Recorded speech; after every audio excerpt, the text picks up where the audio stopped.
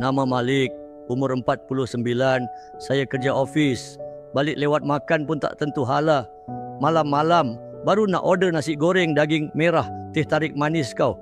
Favorite saya memang tu. Masa tahun lepas medical check up, doktor kata saya ada tanda-tanda awal diabetes, tekanan darah pun tinggi dan kolesterol atas paras normal. Saya terdiam sat sebab saya baru ada cucu pertama. Tak sangka saya boleh masuk dalam kelab 3 serangkai ni.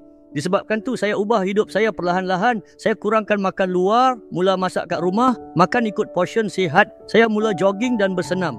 Dan saya mula ambil Nattokinase sebagai ikhtiar bantu jaga kesihatan saya sekarang. Saya dah kaji dan baca. Dia bantu melancarkan peredaran darah dan ramai juga jadikan dia sebahagian dari gaya hidup sihat, terutama yang ada risiko jantung dan tekanan darah. Saya tak tinggal ubat doktor. Tapi saya jadikan Nattokinase ini macam backup yang bantu sokong kesihatan saya. Sekarang saya rasa lebih cergas, tidur pun lena, tak cepat penat. Saya pergi check up, bacaan gula dan tekanan pun makin stabil.